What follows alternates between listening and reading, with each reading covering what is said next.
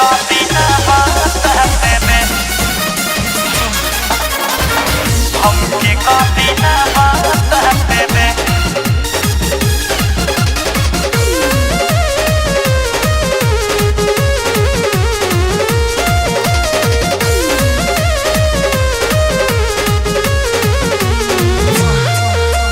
पढ़िले phone जब तुहरा पढ़ता देवेला कच से काटी देवेला कच से उल्टा सीधा बोले के हमके देता पे हाथ दम डाटे किनके दिहानी हम तो तुहरा के मोबाइल काहे भतरा तोर चलावताते रे बिना मतलब के बातें खिसी जाइले होता हमके गाड़ी ना बताते रे अरे तनी समझा दो देवेला कच से काटी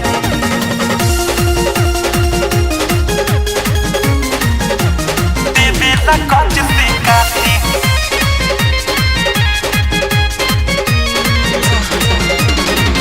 हमके गाड़ी ना बताते रे खाके क्रिया कह जाने बात सही सही नहीं हद के प्यार करब नहीं हद ले रहे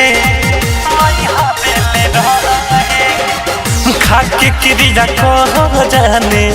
बात सही सही नहीं हद के प्यार करब नहीं हद ले रहे बात होते नहीं के भरता बेखी से वो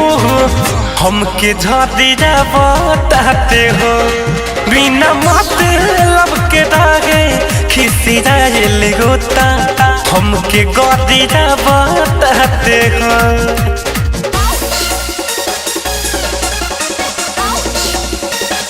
हमके गड़िया बताते हो हमके कॉपी ना बताते में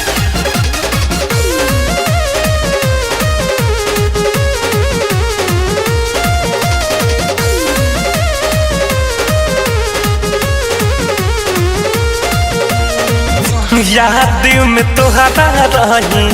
रात भर जागल तू तो रहेलू जाने पीरा बेसे लागल याद में रही तोहरा रात भर जागल तू तो रहेलू जाने पीरा बेसे लागल मिले जाबा अमित आना दी रसिक से प्यार तोर बोला बताते हो किनके दिहानी हम तो तोहरा के मोबाइल काहे भतरा तोर चला बताते रे बिना मतलब के बातें खिसी जाइल होता हमके गड़िया बताते रे।